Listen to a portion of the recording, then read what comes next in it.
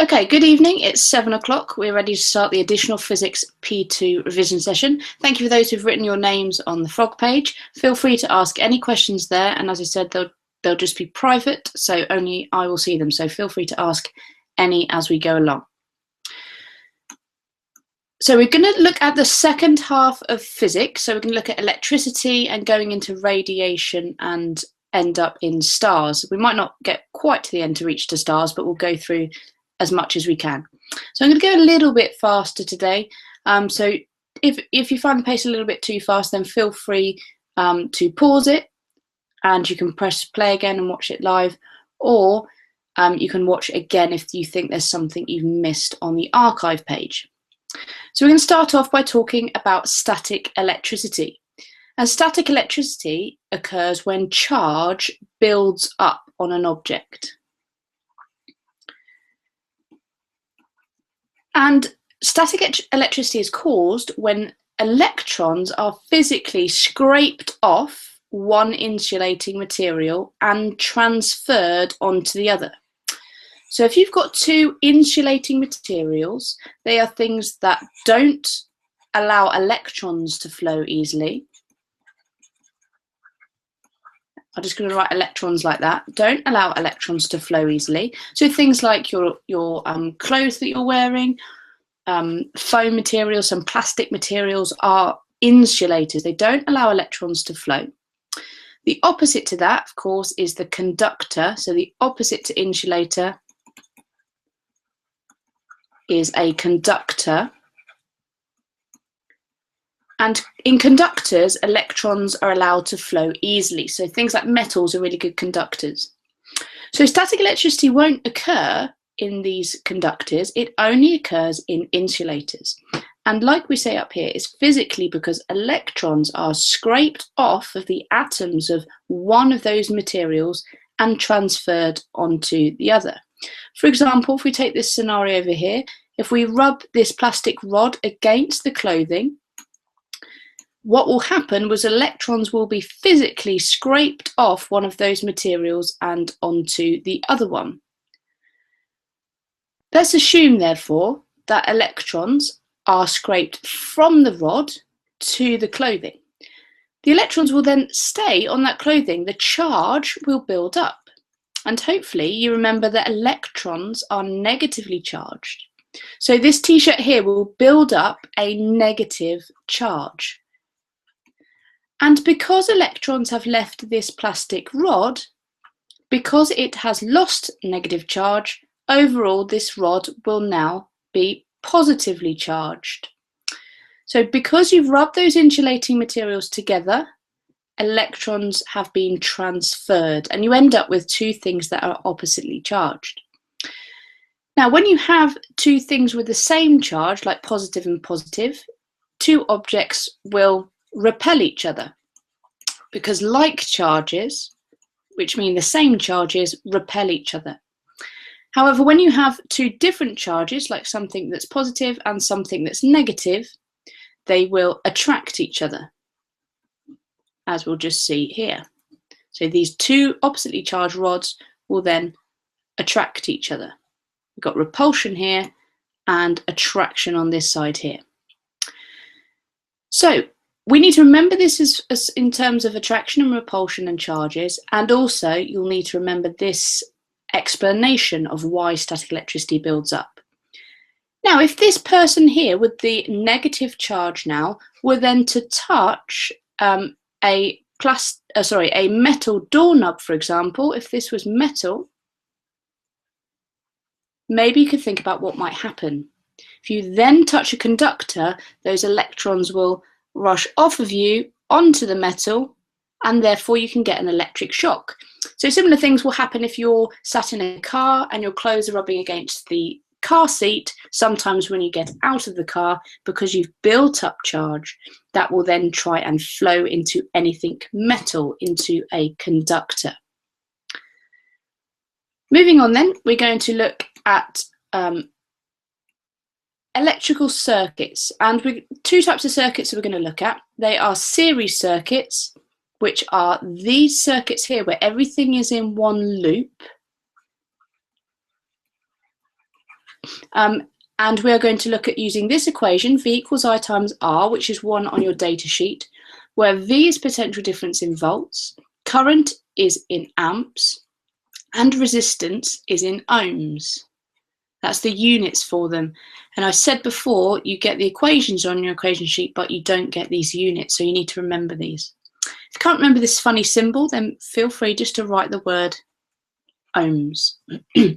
So basic circuits, then we need to know circuit symbols. So you've got this here, which is the circuit symbol for a cell.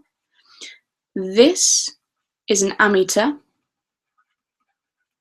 This here, the V is a voltmeter. They've just numbered them here, but a V in a circle is a voltmeter. And these rectangles here are just resistors. This throws people sometimes because they're used to seeing these lamps in cells like that. So when they get something different, it throws them.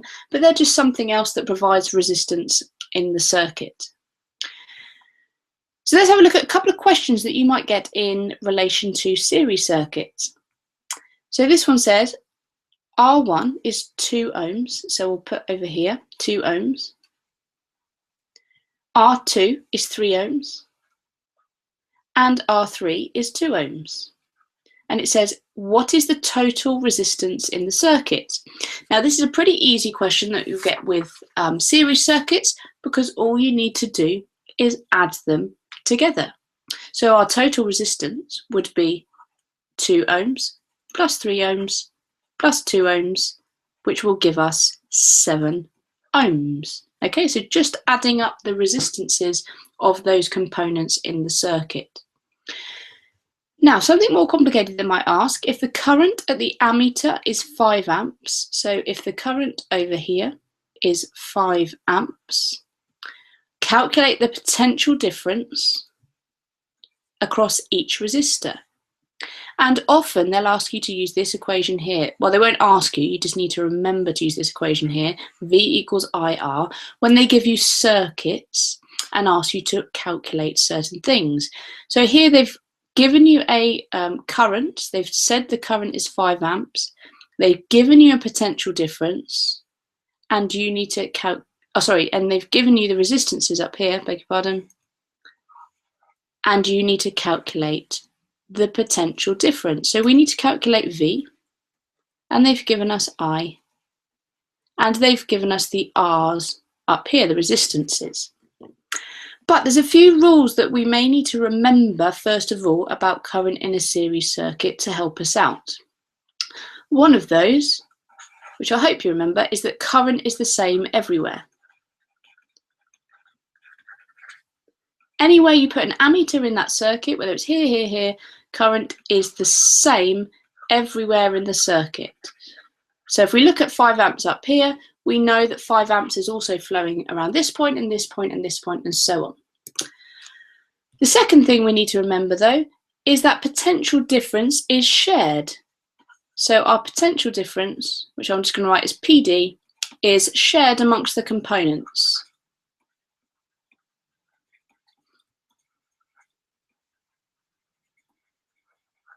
So the cell will provide a certain amount of potential difference for the circuit, and then that will be shared amongst these resistors. So we can use these two ideas here to help us answer some of these questions. So the first one, we need to calculate the potential difference across each resistor. So V1 here, we know V equals, and we need I multiplied by R. So our current in the circuit is 5 amps, and our resistance across this resistor here is 2 ohms. So our voltage across this resistor here is 10 ohms. Sorry, 10 volts.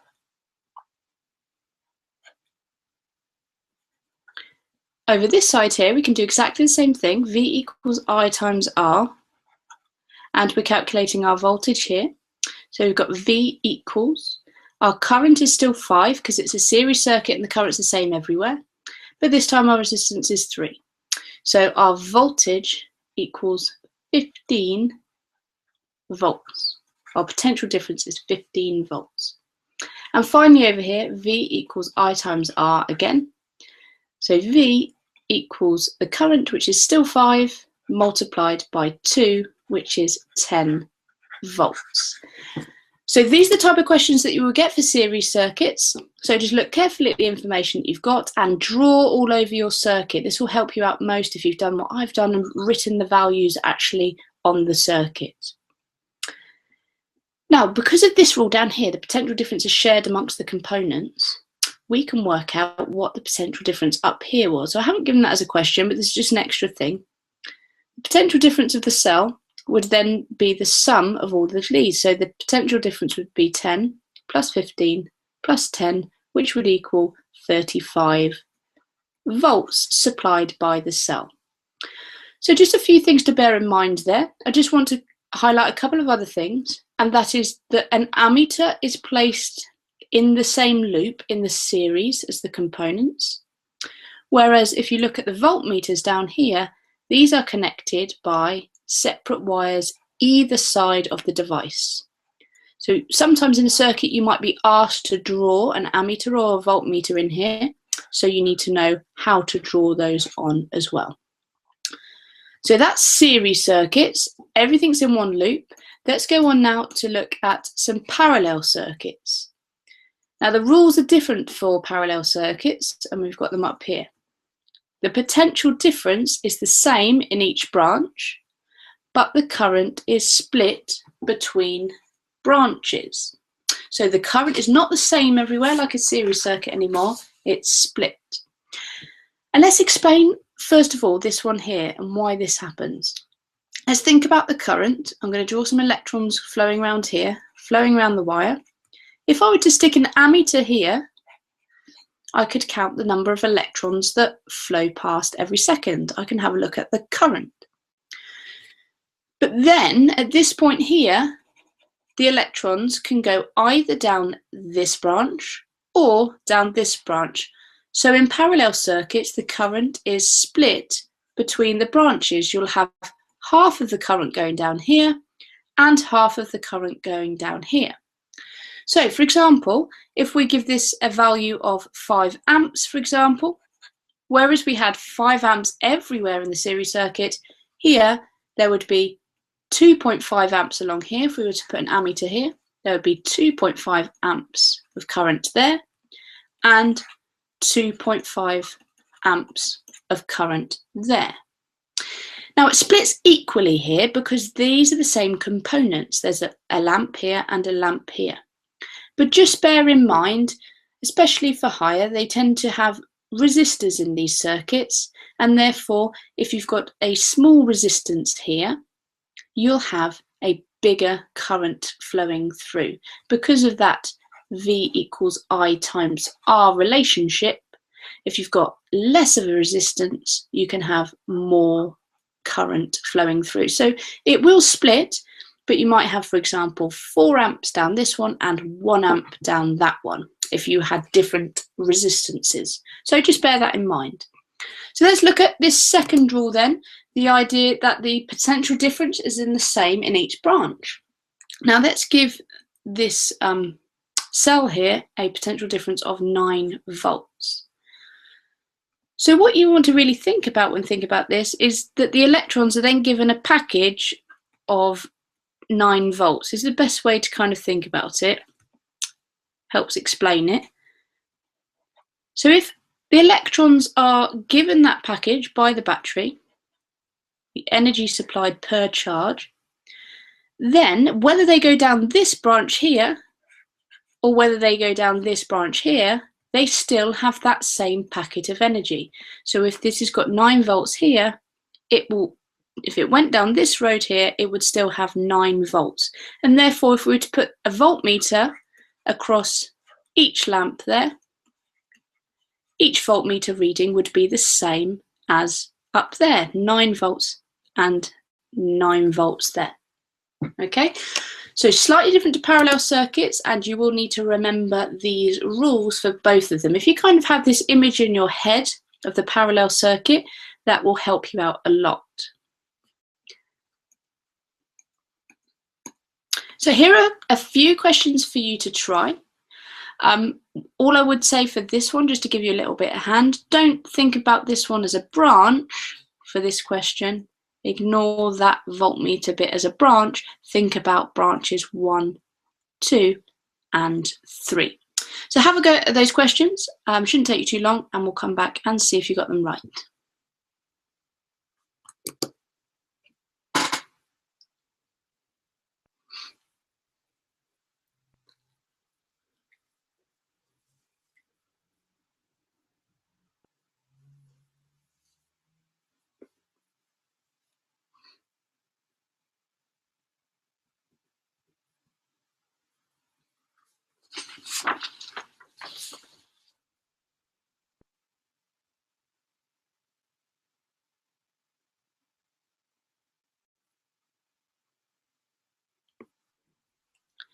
Okay, let's see how you got on with those then. So the first one says, assuming these are identical lamps and therefore would have identical resistance, what would the potential difference across each lamp be? Well, in the parallel circuit, the potential difference is the same. So the potential difference across each of these would be 12 volts. Question 2, if the reading on the ammeter is 9 amps, so if the reading over here is 9 amps, what will the current through each branch be? So I said ignore this as a branch because this is just measuring the voltage here. The current through each branch would be split. So because there's the same components, there would be 3 amps in each branch. So our answer is 3 amps. And then finally, if the current through each lamp is 2 amps, so through each one, what would the current next to the battery be?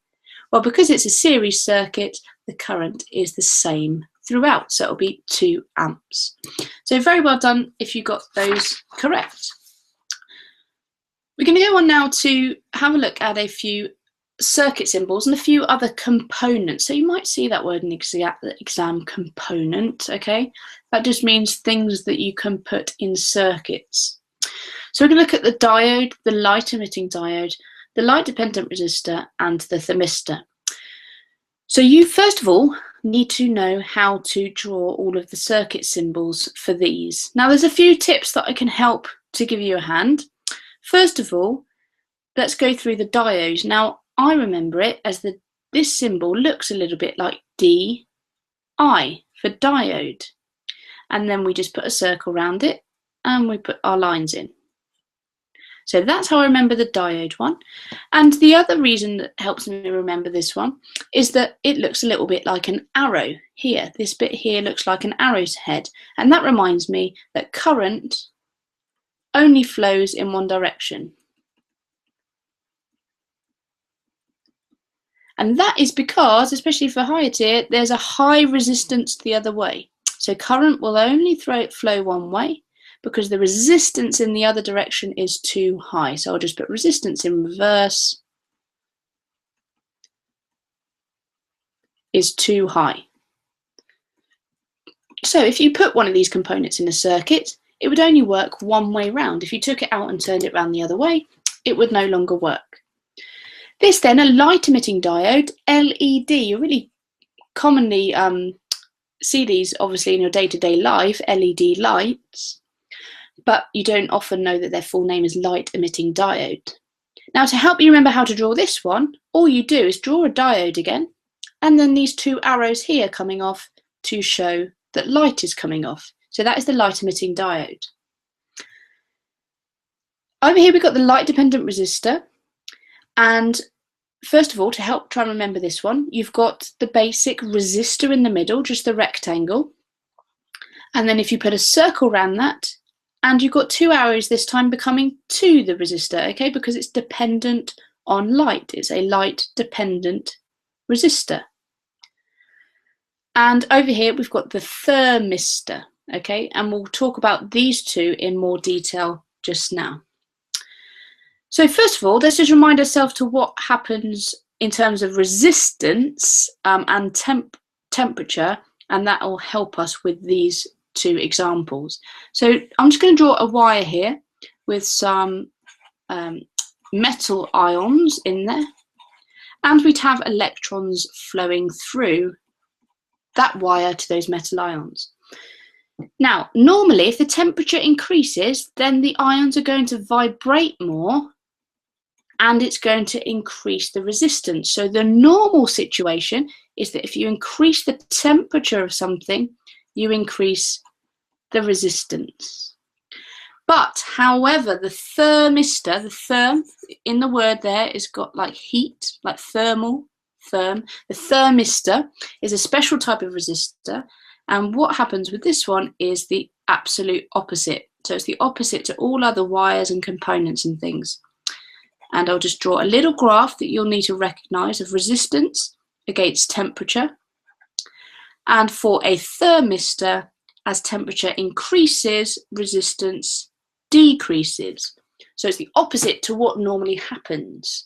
So I try and remember it is if therm is like heat, I know this one's to do with heat, and it's the opposite to what normally happens. Here then we've got the light dependent resistor, and again we need to recognise the same shape graph associated with light dependent resistor, and that is resistance against, this time, light intensity. And this has the same shape whereby resistance decreases as light intensity increases. And you just for exam need to know a few applications as well. So the obvious one for light dependent resistors is street lamps. So these are not turned on or off by someone in a control room. These are controlled by light dependent resistors at the top, detecting light and then changing the current in the circuit. Similarly, over here, thermistors are used to control the temperature of things. So you can imagine if it gets too hot, that will change the resistance and then change the current in the circuit. So thermistors are used in things like fridges and ovens. So some quite complex symbols that we need to remember. Moving on then, I want to talk about current potential difference graphs. Now, you need to recognise the shapes of these graphs of current against potential difference, which is the same as voltage, for three different components, so three different things in circuits. Now, to allow you to understand these a little bit more, I want you to think of a basic circuit with just a lamp and then a voltmeter attached to that. Now, if you've probably seen this scenario in school where you might have set up one of these circuits and the electrons will flow around the circuit and then will give you a reading for voltage. So it might be 3 volts, for example. Then, however, if you were to switch this battery around, it would give you a negative reading. Because you switch the battery around, you'll get a negative reading of -3 volts. And some of you would have done that in class and just ignored that minus and not worried about it. But this will just help you explain what's going on with these potential difference graphs, because you've got these funny shaped graphs. So normally you're used to seeing this, okay? But this time you've got the areas for the negative numbers here and here on each of these graphs. And that's just why, okay? Because of the current flowing around if you were to switch the battery. So everything here is in the positive and everything here is in the negative. So this graph here is what you would see for a resistor at constant temperature.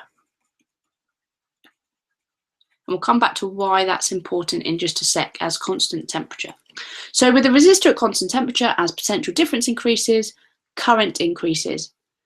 Now have a think, if I were to ask you about describing the relationship of this, what would come to mind? So you may have said that as you increase the voltage, the current increases, but very well done if you thought of the words directly proportional. If you ever see a straight line graph going through 0, that is a directly proportional relationship. Now moving on to the second graph here, we're talking about the filament lamp here.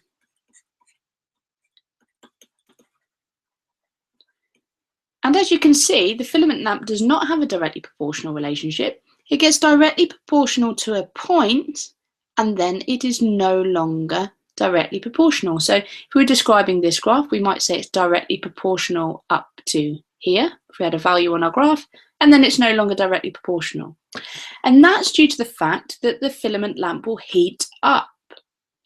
And if you remember, we said earlier that if we had those ions going through wire, it would be the same if they're in a filament lamp. If they heat up, they're going to move more and then create more resistance for those electrons. So it has a massive effect on the current going through. So that is why the filament lamp one is not directly proportional, because the lamp heats up and gets hot, and therefore the resistance increases through the lamp. The final then one we're talking about is the diode. So if you remember how to draw a diode, we go D, I, circle around it, and then our lines through. That's our diode. And you can tell perhaps why this has nothing in the negative. Because of our previous slide, we said for a diode, the current only flows in one direction.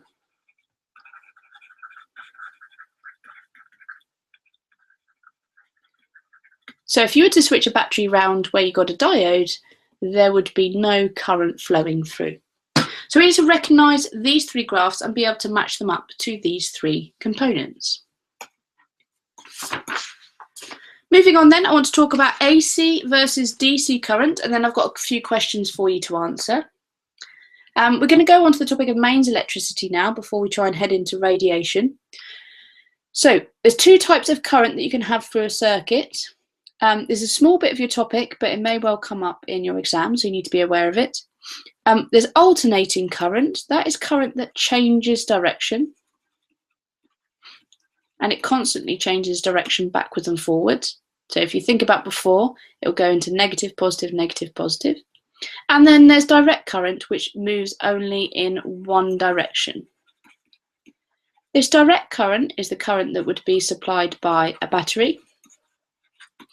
And this current would be your mains electricity. So there's AC current flowing through your home. And you might see these voltage graphs for AC and DC current. Now this one here shows voltage for AC, because you can see it's going into the negative and then into the positive again over here, back into the negative, back into the positive, where it's constantly changing direction. If you were to have a direct current, that would look like this on the graph, where you would only have just a single line where the voltage, is not changing. So this example here would be for a direct current. Hopefully you can see that line. Whereas where it goes up and down, that's a trace for AC current. Now you'll get some questions on this in relation to period, and if you're doing high paper, in relation to frequency of the wave. And how they make it difficult is, rather than saying each square is worth 0.05 seconds, for example, they'll say each horizontal division. All that means is each square to you and I. So each square is 0.05 seconds. So here to here is 0.05 seconds. Calculate the period of the wave. Now to calculate the period, you need to look at where one wave is. So we'd go down here, up there and down there for one wave. So if that's our one wave, we need to calculate the time from the start of the wave to the end of the wave, which is 1, 2, 3, 4 squares.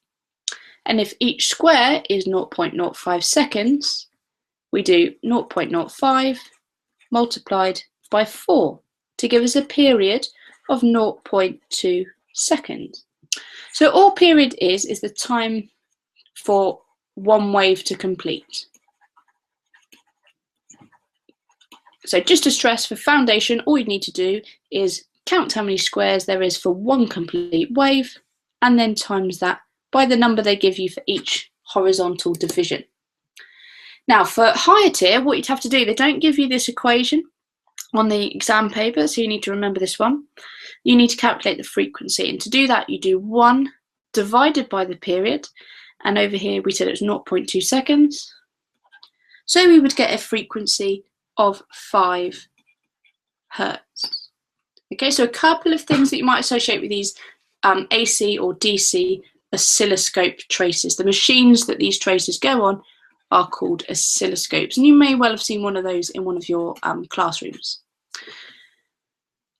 A few facts then that we need to know about AC current for mains electricity in the home. These are just things that you kind of need to write down on a post-it note and try and read over and again to commit to memory. That is, the potential difference of this mains electricity is 230 volts. Really important that we remember that one, and I'll tell you why later. And also the frequency is 50 hertz. Okay, so the mains electricity, the potential difference is 230 volts and the frequency is 50 hertz. So there's a few questions here for you on the last couple of things we've just done. But first of all, I want to talk about this blue wave going through here, because this will come up later and it's important.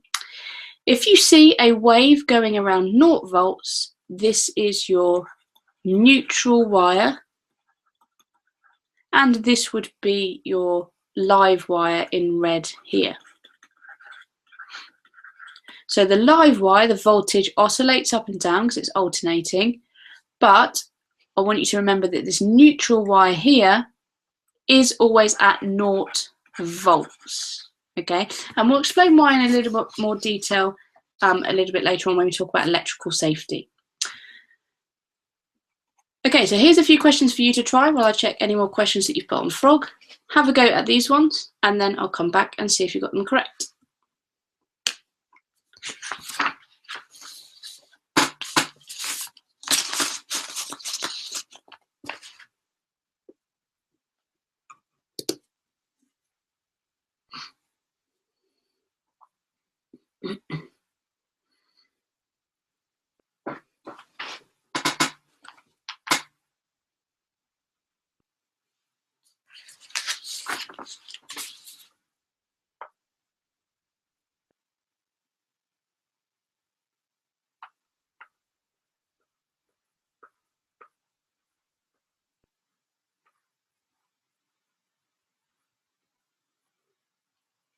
Okay, about 30 more seconds, and then we'll go through the answers.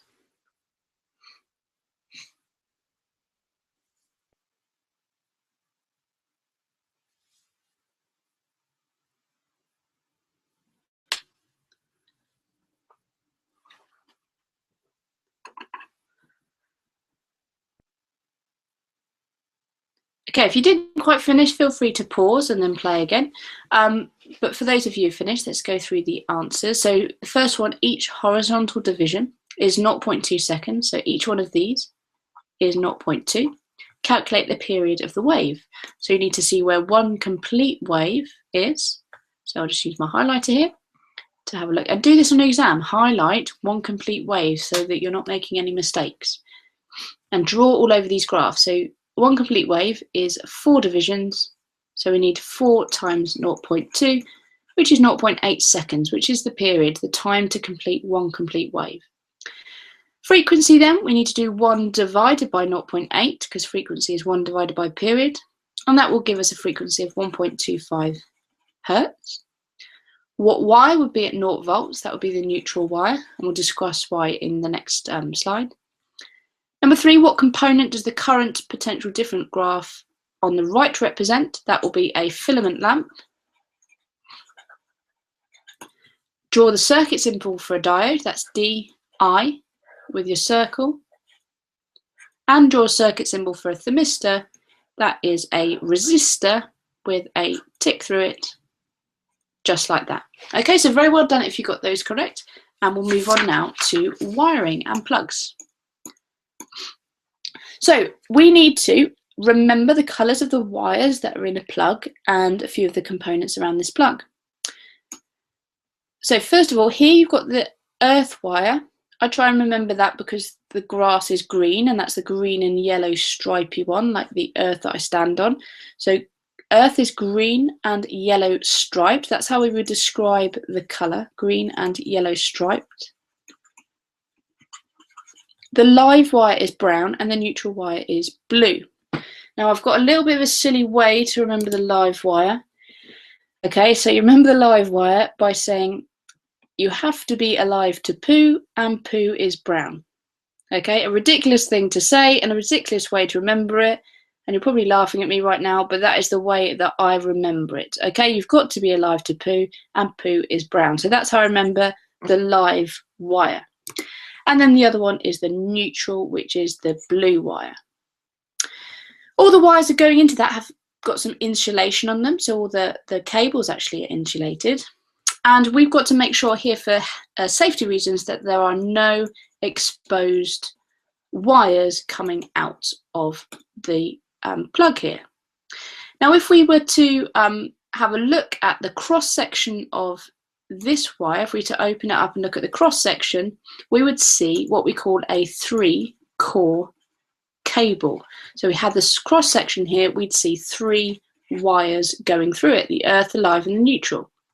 However, there's also something called a 2-core cable, and that one will have the live and the neutral for L and N, but it will not have the earth wire. Now, the earth wire is a safety feature, which I'll go on to discussing in just a second. But bear in mind, 3-core, 2-core cable, sometimes people miss out that bit of understanding.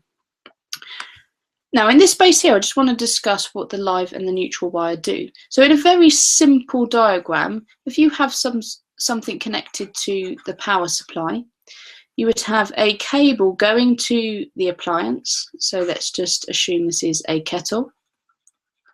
And then you would have a wire going from the kettle back again. Now, this wire here will be the live wire, and this wire here would be the neutral wire. And this wire here, like we saw in the diagrams below, in the previous slide, always at 230 volts, whereas the neutral wire is at 0 volts. And you can see why, because all the energy will be transferred to the kettle, and then the electrons will be empty, travelling back to the power supply, if you want to think it like that. So the neutral wire is always at 0 volts, and the live wire is always at 230 volts for mains electricity. Another thing we need to think about, we'll discuss it in more detail in a minute, is the fuse. The fuse has this circuit symbol here, which shows actually what it is. It's just a thin piece of wire. Okay, so this symbol that it has for the fuse tells you that it's a thin piece of wire. And this sits next to the live wire. So that's how I remember how things are plugged in the circuit, is that this live wire always sits next to the fuse. And this is a safety device. If there's too much current flowing through the fuse, this little bit of metal will melt and break the circuit. And we'll discuss that in a bit more detail now. So there's a few safety devices for electrical safety that I want to go through. And they are some obvious ones, like overloading sockets. And that could cause a fire. Okay, if you overload sockets like this, I mean, this is an extreme example, but some people think you can connect loads of extension cables together as well, things like that. You can't. If you overload a socket, it can cause fire. And also things like this, looking at exposed wires, they will also perhaps cause electrocution or a fire as well. These here are what fuses look like. So we said the circuit symbol was this, and we said that a fuse was just a thin piece of wire that can melt and break the circuit. So if you imagine a fuse in there, if too much current flows through, that will melt, and therefore the circuit will break. But we have different ratings on fuses. You can see up here we've got 3 amps, 5 amps, and 13 amps. And in an exam, you would be asked to choose an appropriate fuse for a particular appliance. And to do that, you would need to use this equation, which is on your data sheet, which is P equals I times V. Okay? And in using this equation, you will need to work out the correct fuse to use for a particular appliance. For example, if we suggested that we had an 1000-watt slow cooker you might be asked what fuse to use for that slow cooker. Now, the important thing is they will assume you know that the potential difference is 230 volts, because that's the potential difference of main. So in these questions, this is where people get confused, is they're given a power, but they are not given a potential difference, and that really stumps people. So you'll need to remember that in any of these questions you'll be talking about 230 volts, because that's mains electricity. So what we do if we're asked out what fuse is best for a 1000 watt slow cooker, we would have to rearrange this equation. This is the one that you might be asked to do for foundation as well, rearranging this equation. You don't get asked to rearrange many, but this would be one. So P equals I times V. We'd need to rearrange it to work out the current, and then we can use that to work out what fuse to use. So if we rearrange this, we divide both sides by V, so we get I equals P divided by V, and then we put our numbers in. I equals 1000 divided by 230, which gives us 4.3 amps. So the rule is then, what fuse do we use? Over here we've got one that's 3 amps, one that's 5 amps, and one that's 13 amps. The rule with a fuse is you have to use one with a higher current rating, but it has to be closest to the current. So in this case, if you look at these, we would have to choose the 5 amp fuse, because that is higher than the current flowing through, but it is closest to that current. We couldn't choose 13 amps because that would be too much. So if you think about what a fuse does, we can help explain it, because a fuse will help break the circuit if something goes wrong. So if there's a surge in current above the normal, if it gets to 5 amps, that fuse will melt and break the circuit. You wouldn't want to have an extreme surge until it reaches 13 amps, until something kicks in and stops the circuit from working. So it's got to be the next current rating up, but closest to the current itself. So a couple more safety advices then, in terms of electrical safety in the home. We talked about the fuse being next to the live wire in the plug and protecting the appliance and the person using the appliance. The next one I want to talk about is the earth wire. Previously I said that you can get cables with 2 cores, okay, and the one that would be missing would be the earth wire. But most appliances, especially in the UK, do have a 3-core cable and have that earth wire. Now what that earth wire does, as you can see just down here, is it's connected to the metal casing. So these two are involved in the circuit and everything's going on, but this is connected to the metal casing. And why it does that is because if this live wire, which is here, which is brown obviously, but I'm going to draw it in red because I don't have a brown, if this touched the metal casing for some reason, if there was a fault here, this metal casing would now have a massive electric current through it, which could then electrocute this person here.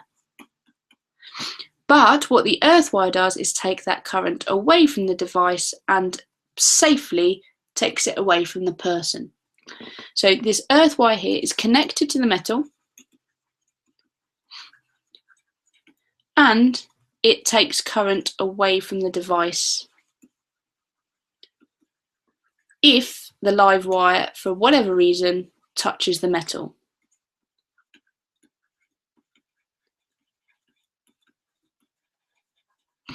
Now, the second appliance that I want to talk about in terms of electrical safety is the RCCB. The RCCB is the residual current circuit breaker, and you will need to remember what this stands for. Okay, so I'll write it down here: residual current circuit breaker. And the RCCB is a really clever device. You'll probably see these in your home. They're the things that kind of switch suddenly off to protect you and to protect the circuit. And we'll go back to this basic idea of having a little power supply with our live wire to our device and our neutral wire coming back. So if we remember, this is the live, this is the neutral. What the RCCB does is it sits in the middle of these two and constantly checks the current.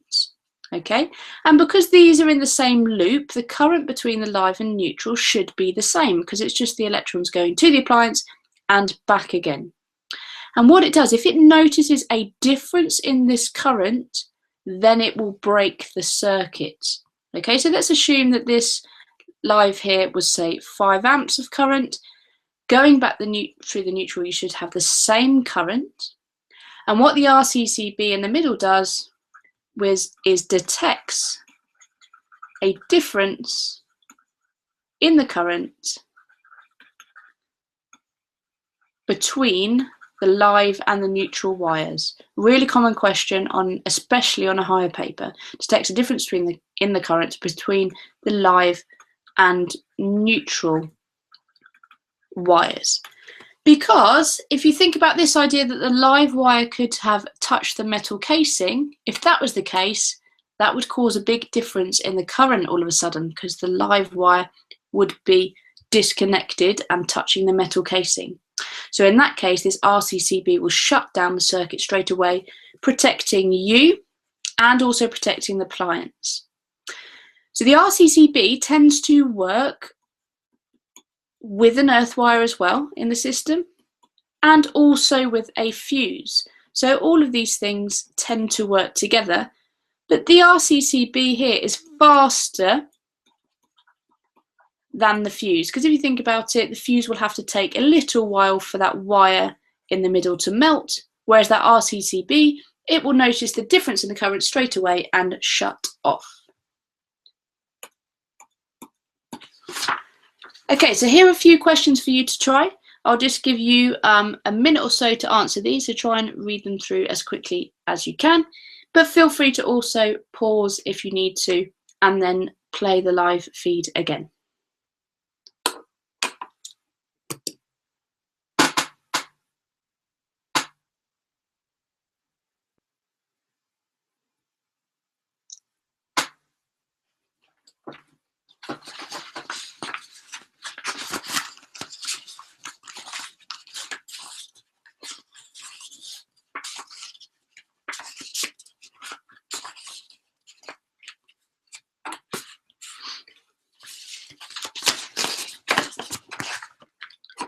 Okay, because we're running a little bit short on time, I'm going to go through these questions straight away, but as I said, feel free to pause if you want to do that. An 800 watt microwave is plugged into the mains. 800 watts is plugged into the mains. There's your hint there. What fuse size would you recommend? So if you remember, we have to use that equation P equals I times V, which will be on your data sheet. Rearrange it to make I equals P over V. And then we need to put our information in. We've got a power here, but this is the confusing bit. They don't give you the potential difference. You have to use your understanding that the potential difference in the mains is 230 volts to help you answer this question. So I equals 800 divided by 230, which is 3.5 amps. So we can't use the 3 amp fuse, so we'll have to use the 5 amp fuse instead. Draw the circuit symbol for a fuse. That's a rectangle with a line through it, straight line unlike mine. Describe how an RCCB works. That will be detecting the difference in the current between the live and the neutral wires. Sorry, between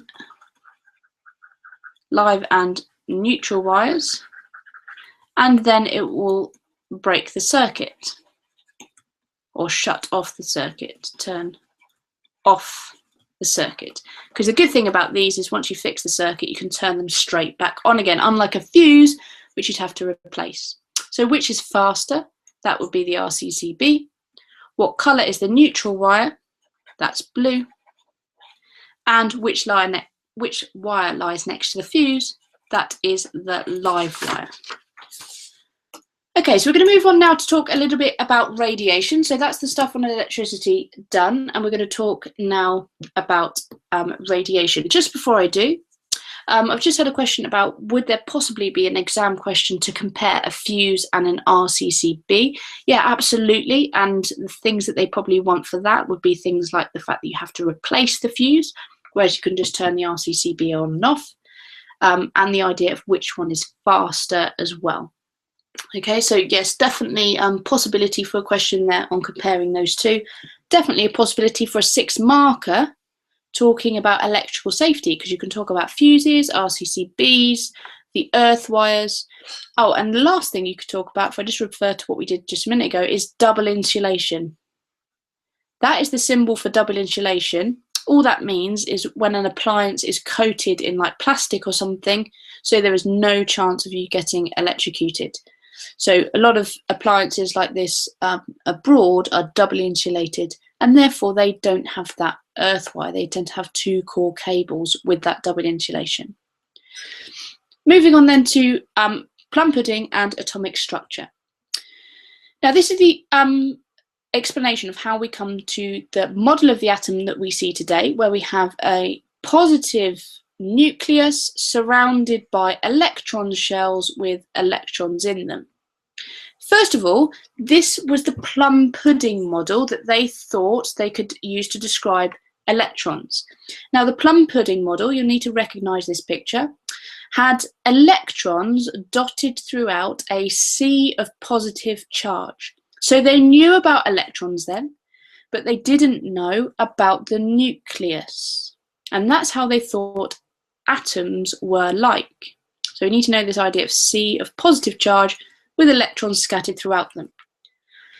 Not only until experiments by Rutherford and Marsden, so you need to recognise these names, and their gold foil experiment, or you might see it as the alpha scattering experiment, or the alpha particle scattering experiment.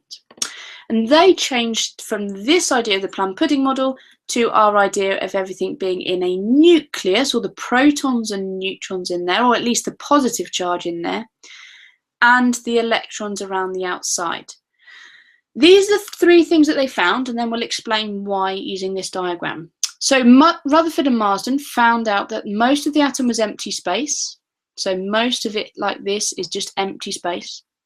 That the mass was concentrated in the middle, and that the nucleus was positively charged. So what they did is they fired an alpha particle at a very, very, very thin piece of gold foil. Now, what an alpha particle is just a helium nucleus. So what that means is, if we put the numbers here to help us, it's a helium, so it's got 2 protons and 2 neutrons, helium atom, minus the electrons. So if we go up here, it'd be just like taking the electrons away and just using the nucleus for helium, and that would be the alpha particle. So because it's just using the nucleus, it is positively charged, and what they did is they fired this out at this thin piece of gold foil. Now, they were trying to look at the plum pudding model, so what they thought would happen there would be slight deflections where you'd get, they thought there's plum pudding, so where the alpha particles were coming, they thought they would be slightly deflected because of this sphere of positive charge that they thought existed. But they didn't find that at all. What they found actually was that most of the alpha particles just went straight through.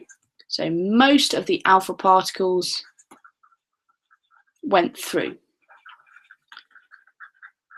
And that told them this first point here, that most of the atom is actually empty space, because if you think about it in terms of down here, they're firing these alpha particles. Most of the time they were just going straight through the atom. And you can see that by their collecting over here. Now, what they also found was some of the alpha particles came straight back again.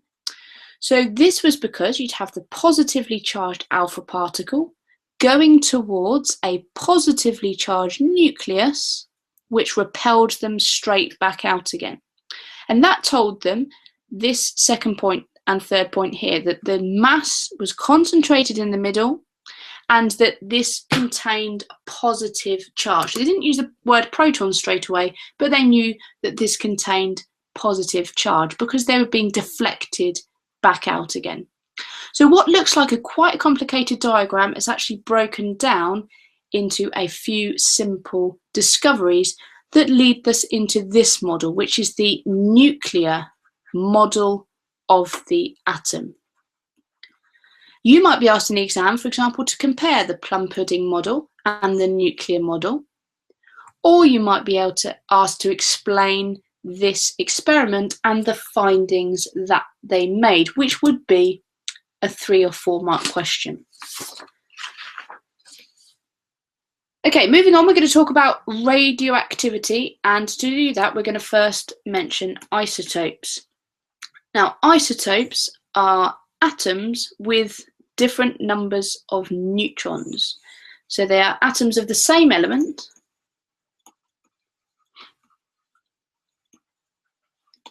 with a different number of neutrons. Number of neutrons. Oh, sorry about that.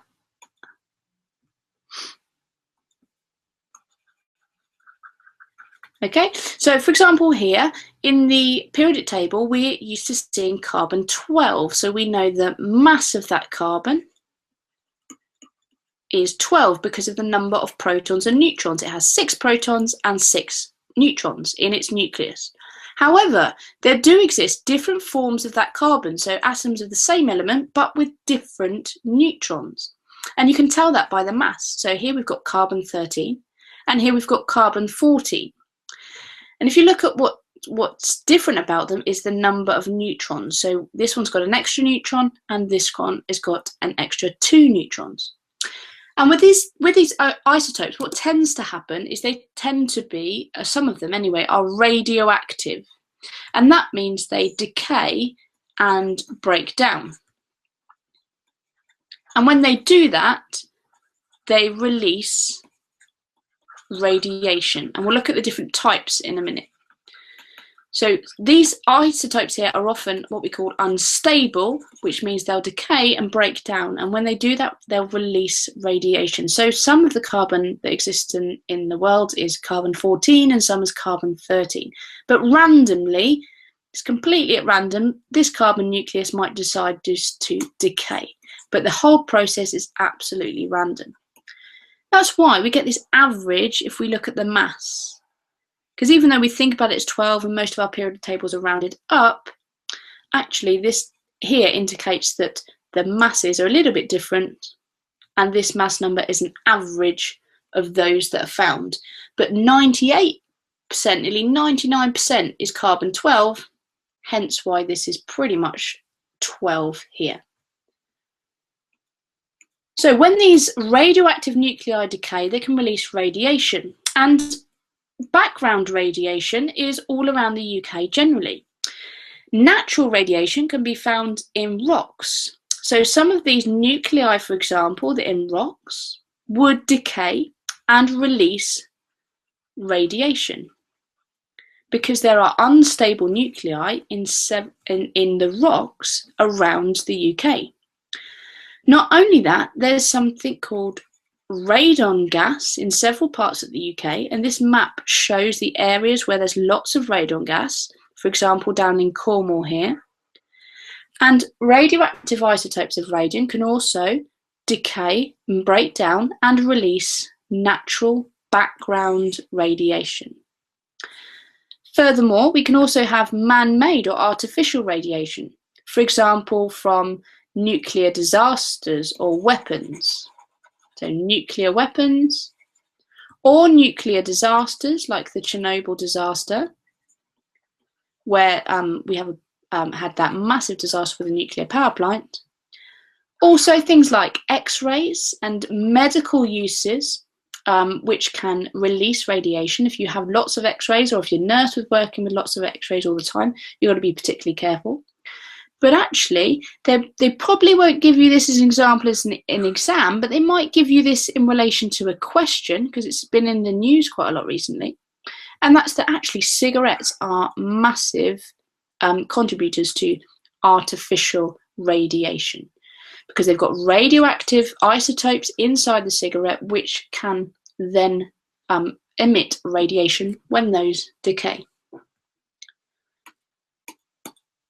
So let's discuss the three types of radiation that we've got. We've got alpha, beta, and gamma radiation.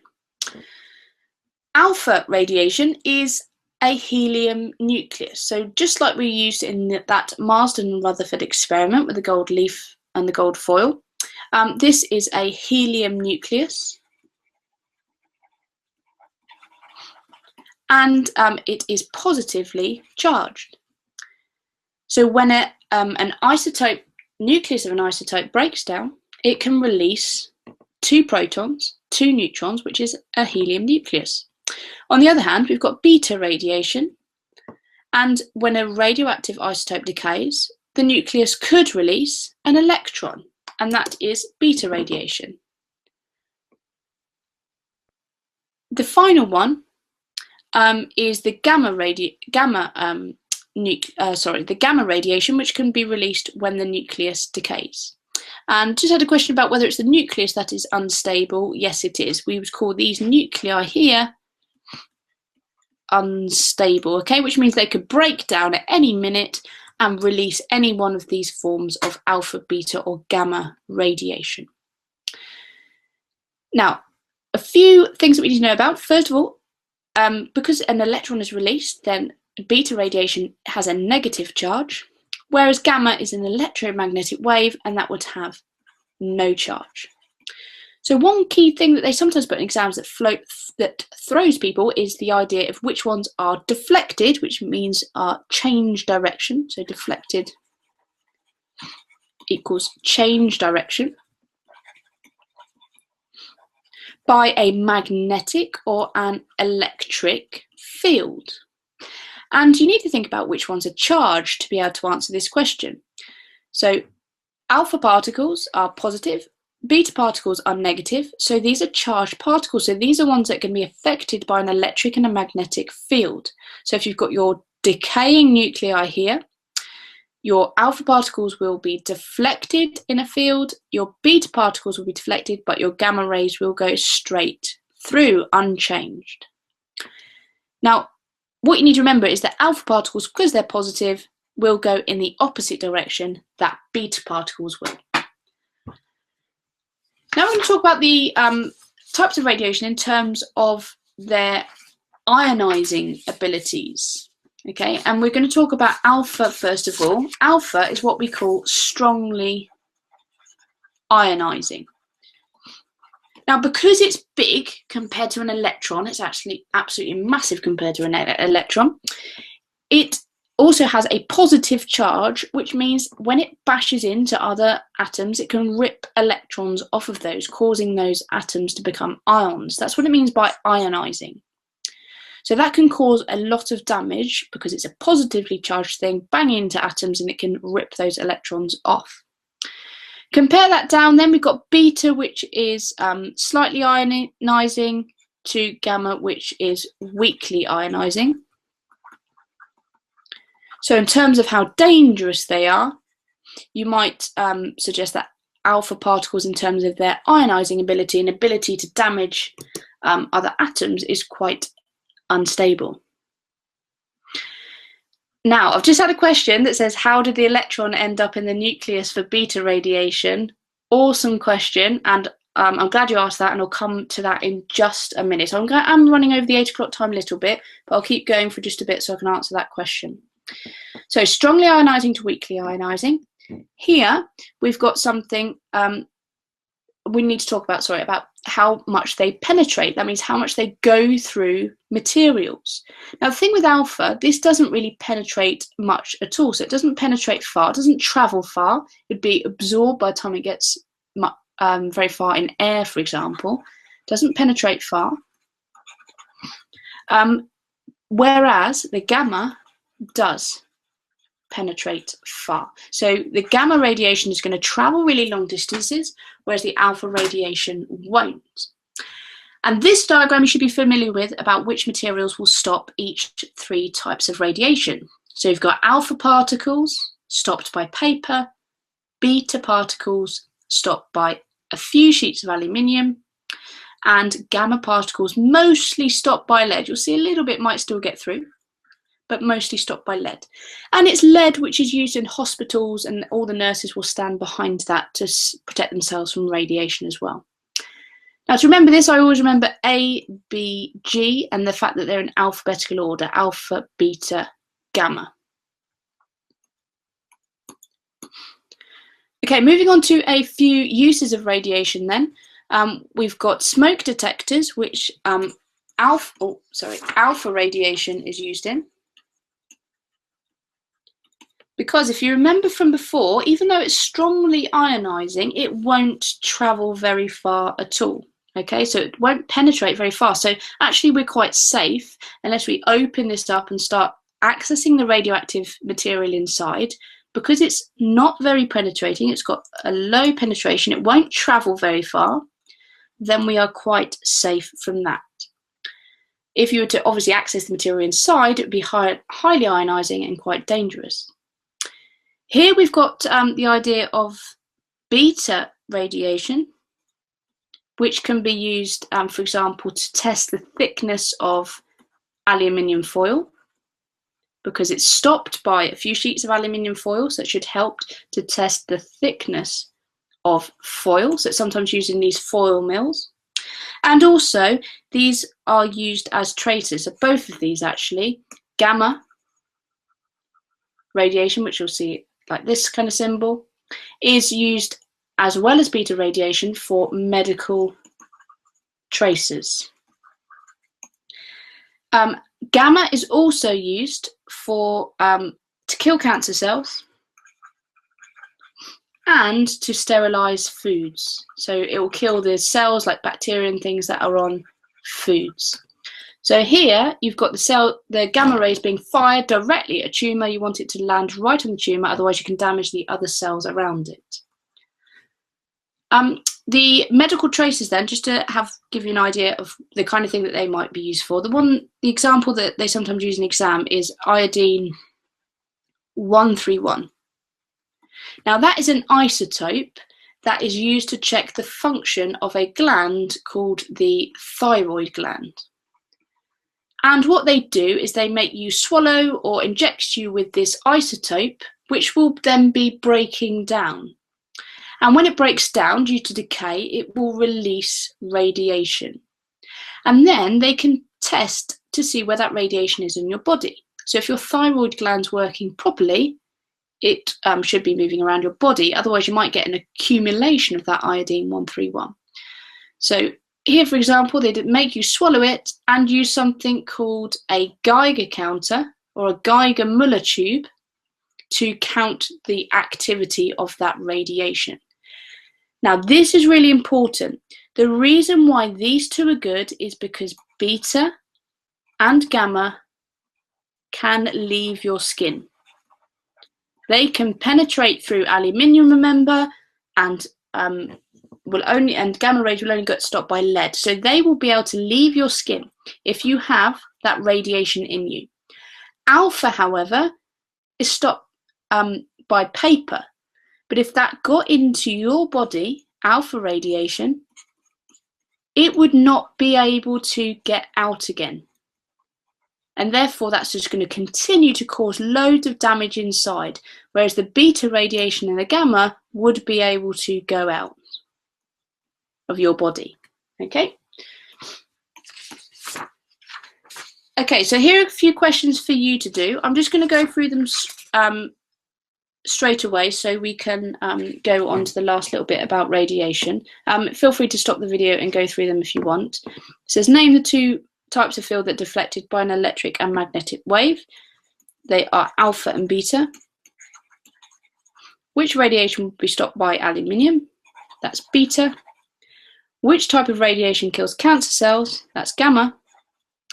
Which type of radiation is most ionizing? That's alpha. And which type of radiation is most penetrating? That is gamma.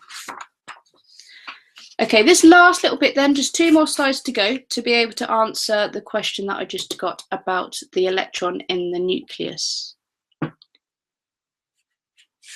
we just had a question about the beta and gamma tracers. Was gonna touch on this in the next bit.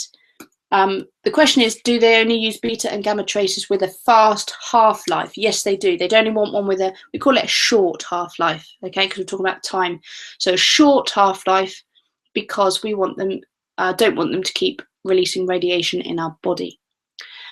So to talk about half-life, I'm going to use this graph here. We've got the activity count per second. So if you imagine those nuclei breaking down and releasing alpha or beta or gamma radiation, it's completely random when they do it. So if you have these, for example, it might be this one that decays or this one that decays. The actual decay process is completely random. I was going to introduce something called half-life, which is the average time it takes for the number of nuclei, so there's radioactive nuclei, in a sample to halve.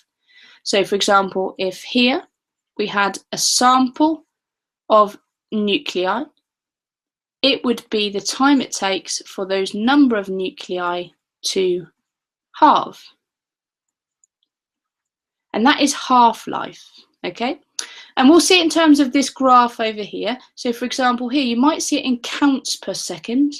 That just means we're detecting the radiation and seeing how active a radioactive sample is. So we can use one of those Geiger millitubes to detect, if this is our sample, how much radiation it's giving off. So if we're looking at beta radiation, for example, we're counting how much beta radiation, so how much electrons hit this Geiger millitube every second. So this graph says the amount of activity per second. So over here we've got start off with 80, and at our half-life we need to halve the number of nuclei in the sample or halve the activity count. So we'd go across here at 40, because that's half of 80, and we go down and we'd find that our half-life was 6 days. It takes 6 days for the number of radioactive nuclei in the sample to halve. And if you went on again, you could halve 40 to 20.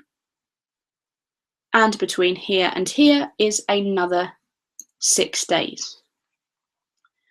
You may also be asked it in word form like this rather than the graph. So the reactivity of an isotope is 300 becquerels. 120 minutes later, it had fallen to 75 becquerels, which is 120 minutes later. What is the half-life? So by this way, we'd go half of 300 is 150, and then to halve that again, we'd get 75. So even though it takes 120 minutes to get from 300 to 75, our half-life would be 60 minutes, because every 60 minutes that the radioactive sample will decay and halve. So just moving on here to nuclear equations. Now this is for higher tier, and there's a few higher tier people watching, and this in response to the question about electrons in the nucleus will explain everything there. Oops, apologies. So if we're talking about alpha decay, first of all, we can write this as a nuclear equation, which you'd need to complete for the higher tier paper only. So if you are foundation, then feel free to listen through, but just bear in mind you won't have to do these for the exam.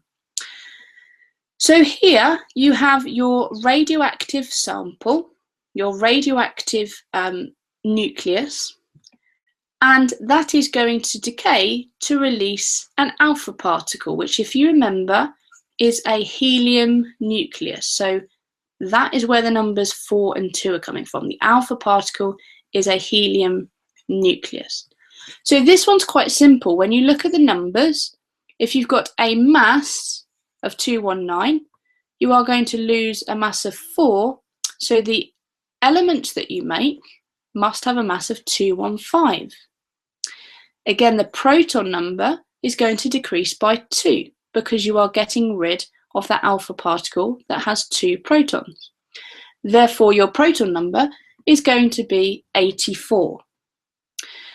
So in this example, you've got this radioactive element, radon, decaying into polonium and releasing an alpha particle. So this one's pretty straightforward. You just need to take away the 4 and take away the 2. Now this one will answer the question about where the electron came from in the nucleus, because we have here carbon-14, a radioactive sample of carbon, and in beta decay you emit an electron. So we put this number here as a -1 for the beta particle coming out, because it's not a proton, so we put -1, and it will come clear why in a minute. Here the carbon isotope here, 14, will decay and release a beta particle or an electron. And when it does, it turns into nitrogen. But here's why. Look here at the mass. The mass stays the same. But the proton number increases by 1. So the mass stays the same, but the proton number increases. And the reason that it does that is this, which will blow your mind a little bit from what you've been taught before. So hopefully you remember that in the middle of the nucleus you've got protons and you've got neutrons, and around the outside you've got electrons. Electrons have a negative charge, protons have a positive charge, and neutrons have no charge. This is because neutrons have no charge because essentially all they are is a proton with an electron embedded in them. Okay, that's why they have no overall charge, because essentially they've got their +1 and their -1, so they've got no overall charge. That also helps explain why, if you look at the mass of those particles, a proton has a relative mass of 1, so does a neutron, and electron we just write very small. So if you remember this new fact here, that actually a neutron is just a proton with an electron embedded in it, you will realise that when this decays, you will end up with the electron being released. So this electron here, for example, will be released in the decay, and therefore you will be left with a proton. So what happens is the mass doesn't change, but the proton number increases, because what happens in beta decay essentially is that a neutron turns into a proton when an electron is released. So I hope that answers your question. I'll just leave a few questions here for you to answer now, and then we'll bring the video to a close. So just have a go at these, because I'm conscious that they've got these nuclear equations in there to help you, and we'll go through them, and then that'll bring this session to a close.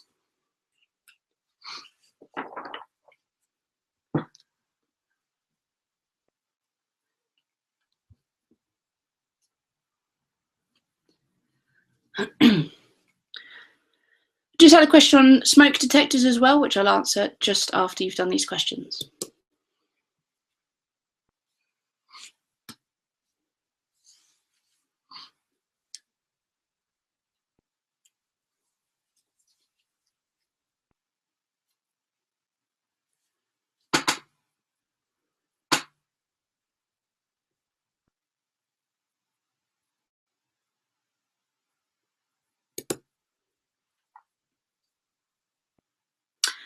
Really good question just come in. No, you don't get a periodic table in the P2 exam. Okay, you can use one now, definitely use one now to try and answer these nuclear equations. Okay, so if you've got a periodic table in front of you, or give it a quick Google, and that will help you name the elements that are made. But what they'll probably do is they'll probably give you an example of a couple to choose from, and you will have to choose the right one. They won't expect you to know all of the elements and their proton numbers in the periodic table.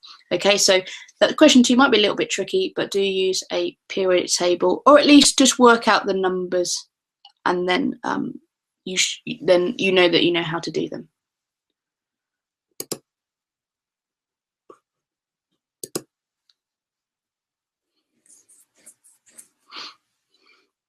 Okay, let's just go through and see how you got on then. So the first question, calculate the half-life. So you can just use the graph. So if it's 100% of carbon-14 at the half-life, that would have halved, and therefore the half-life is 5,700 years. And to complete these equations, you've got the first one, which is alpha radiation. So you write the numbers in first of all, 222, 86. And then just like I said in response to that question, you will get given a choice of the right element to use. And this one in this case would be radon. So if you got to this point, that's all I would expect from that. So in the second one, zinc then emits a beta radiation. So that will be emitting an electron, which means a neutron turns into a proton. So the mass stays the same at 73, but the proton number increases to 31, and that will give you the element gallium. So the top one is alpha, and the bottom one is beta radiation. So just one final question to answer then in relation to how smoke detectors work. So basically a smoke detector, in the smoke detector you will have an electric circuit and you will have a stream. There's your radioactive source here, and that over a short distance will be firing alpha particles to another part of the circuit. And because alpha particles are positively charged, it's a flow of charge in the circuit. Then what happens is all that will be working fine and dandy, but then if smoke were to come in and fill up the detector, then the alpha particles would then be absorbed by that smoke, and therefore the current would be broken at this point, and that would set off the alarm. Okay, so they're fired out to a detector over here. That is always read by the smoke detector, but when it gets filled with smoke, those alpha particles absorb because they're not very penetrating, if you remember, so they'll be absorbed by the smoke, and that will cause the alarm to sound. So thanks very much for watching this physics video. There were a few things that we didn't get through. Okay, we got nearly to the end, but just bear in mind that you might want to have a look at nuclear fusion and fission, the life cycle of a star, and then finally a couple of things that we didn't get round in the previous video. I've got videos on the revision monkey that you can go and have a look at, and those that come to mind would be the momentum equations, the stopping distances, and car safety. So very well done for listening. Sorry I overran, but I wanted to get this little bit in to answer the question. If you do have any more questions, then feel free to post them on Frog, and have a very good evening.